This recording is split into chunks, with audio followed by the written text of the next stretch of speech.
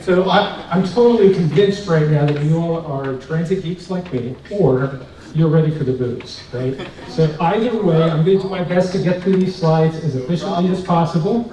And that's a bad transit joke, the efficiency thing. So thanks for hanging in there, and I promise I'm going to get through these. I'll do as best as I can.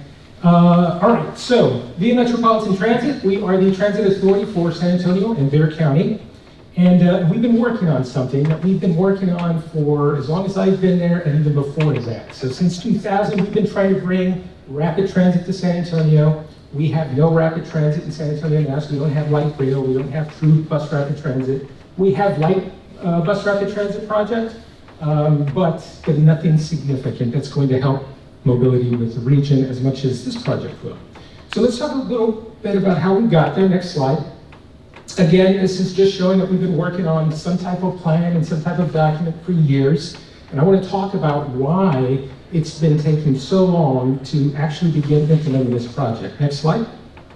So we came down to a plan that we called Keep San Antonio Moving. It's essentially a pivot. So originally we had this huge grand idea. We called it Via Reimagined.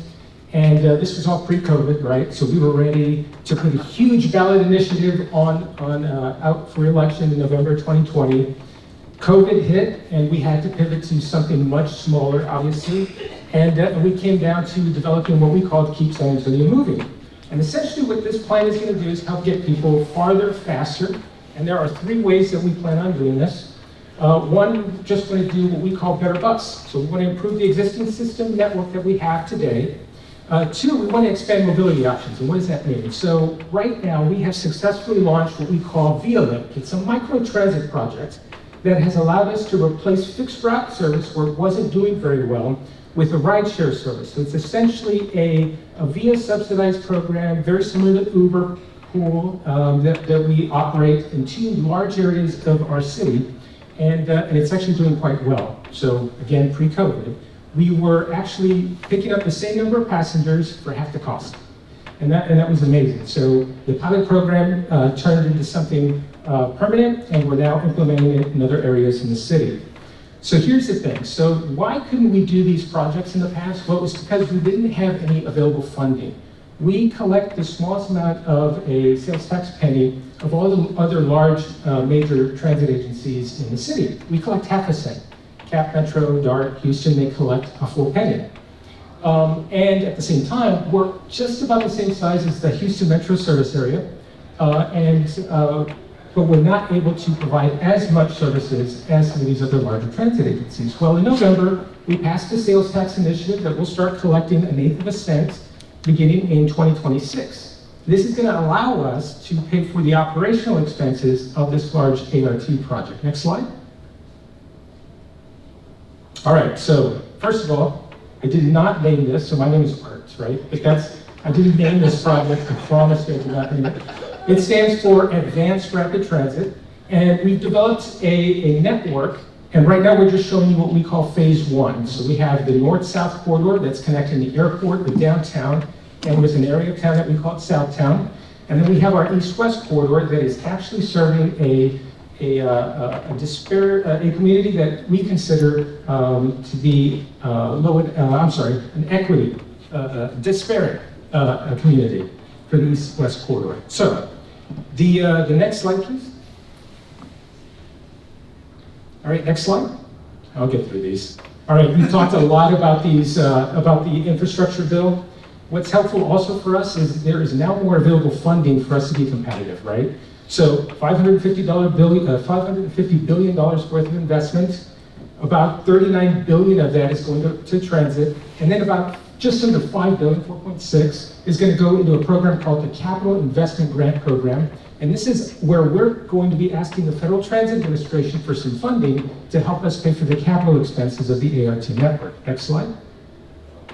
Now, because this is your money, this is your money from the taxpayer money, the feds want to make sure that whatever project we're putting forward is going to make sense. So they provide us this list of criteria that we have to meet to ensure that, you know what, the project makes sense financially, you're going to be moving people, you have local support. And so if you go to the next slide, this is a big deal for us. And I'm really excited about this, and I don't expect many to share in the excitement, but the way the FTA and the US Department of Transportation rate projects is on essentially a 1 to 5 scale. So you have low, low, medium, medium, medium high, and high. Well, we got a B, and that's great. Just to be competitive, you have to have a medium rating, and we scored medium high, and this is early on in the project, which doesn't happen often because the feds want to make sure that you have a good cost estimate. Well, we only have 5% design right now, and so we're using a cost estimate that needs a lot more vetting, and obviously we have to go through the environmental document. So the fact that we got a medium high this early on is amazing. So advanced rapid transit, next slide. What is ART? Next slide. All right, so you may be familiar with what bus rapid transit is. The big difference with bus rapid transit with some of the other services that we provide today is the fact that we're going to use bus-only lanes. So dedicated transit way along this major corridor. We're going to be implementing transit signal priority. I will say we do provide this service on some of our high corridor routes today. And can I give the transit geek in me? It's a really cool system. It's all GPS based. The bus talks to the traffic signal control system at San Antonio's TransGuide department. And it's basically just letting the traffic signal control system know, hey, I'm a bus, I'm running late, I'm approaching this intersection, give me an early green. And we don't have any emitters at the transit signal at the intersections. We don't have any equipment on the buses. This is all done GPS based. So really excited about that. I'm sure you realize that with dedicated guideway, we're going to be seeing higher speeds, more reliability, and so that's definitely one of the benefits. Next slide. And we're also hoping that we're going to be able to change some land use patterns, or at least influence changes in land use patterns, so that we can, well, for us, get more ridership, but also help mobility within the entire corridor as well. Next slide. So let's talk a little bit more about the north-south corridor. This is our first corridor. It's about 12 miles long with 27 station areas. So if you do the math, our station spacing is just over 4/10 of a mile. We're looking at using 17 articulated low-no emission vehicles, and we put that in there because we don't exactly know what the propulsion system on those vehicles is going to be. Because we're not planning on doing any procurements of these vehicles until maybe about 2025. And so we're hoping that by then we'll see some advancements in battery technology, and it would make more sense to go that route. If you're familiar with, well, I think everyone's from Texas more or less, you're familiar with the heat, right?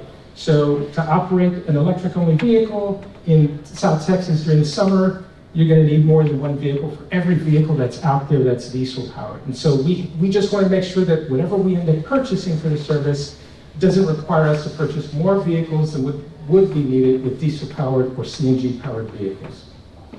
Service plan.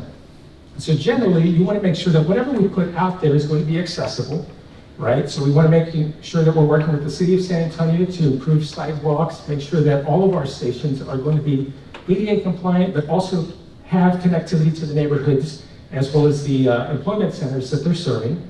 And we want to make sure that we build, in addition to this corridor, a better bus system so that we can feed the network and provide more frequent service. How it works. One of the benefits of BRT, and you can go to the next slide. One of the benefits of BRT, and at least the way we've developed this project is that we're going to use different capital investment treatments along the entire corridor. What do I mean by that? Well, there's a section of this 12 miles where we're operating in an historic district. And it just so happens that there are just 2 lanes in each direction.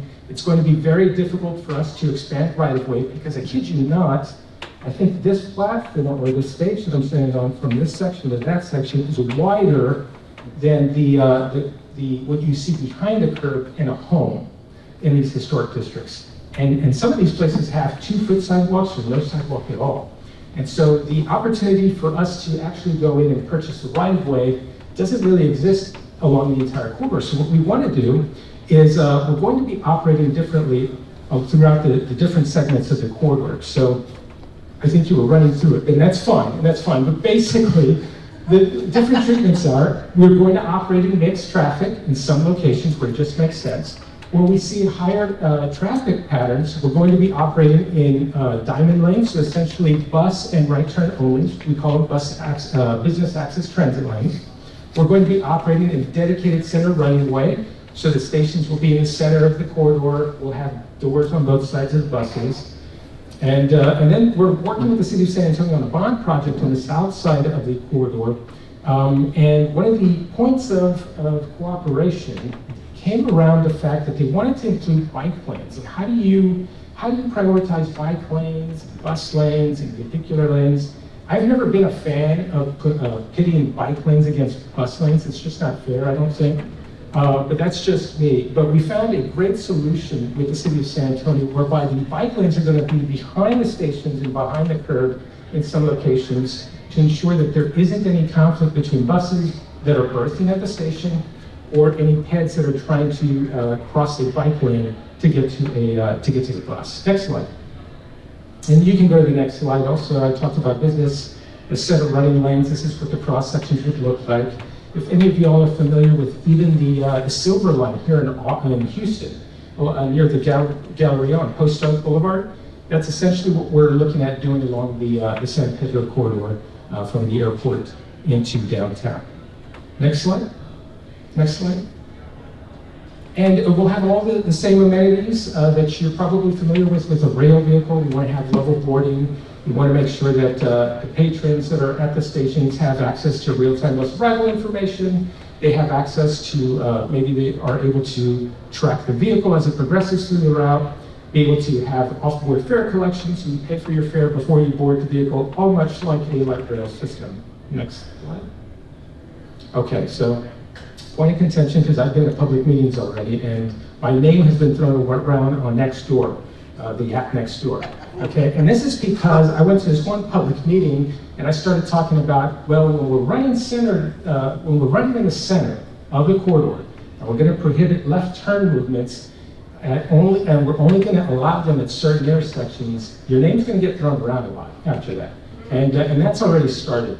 So I knew that that's going to be a challenge for us as we move forward through the environmental document, and us working with not only the residents, but as well as the tenants of the corridor, business owners of the corridor. We want to make sure that we start those focus groups early and just let them know the benefits of some of the plans that we have. This one, for example, we've done a traffic study that shows we could reduce collisions by as much as 20%.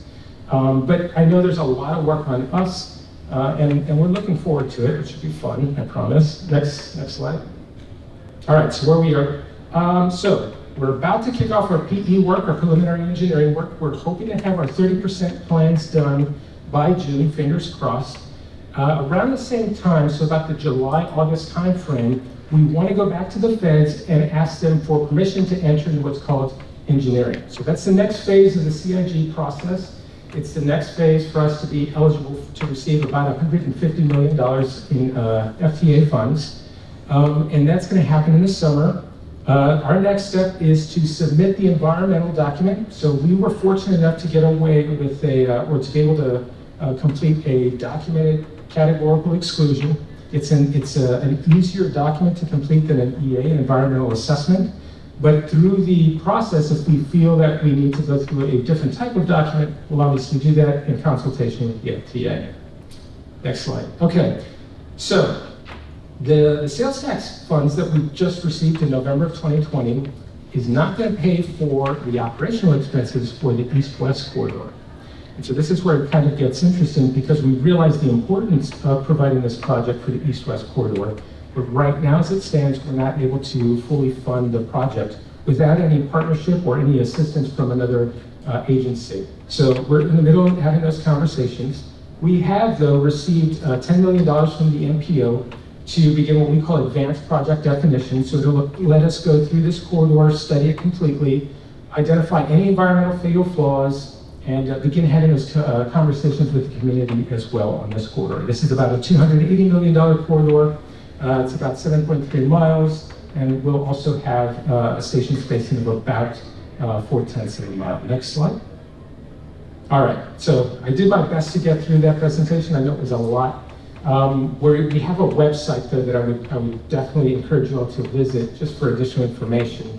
Our website address is viainfo.net, but for the project we call it keepsamoving.com, and you can get more additional information on the projects that we have going on. And Ken, I don't know how I did on time, but thank you all very much for sticking around with me. I appreciate it.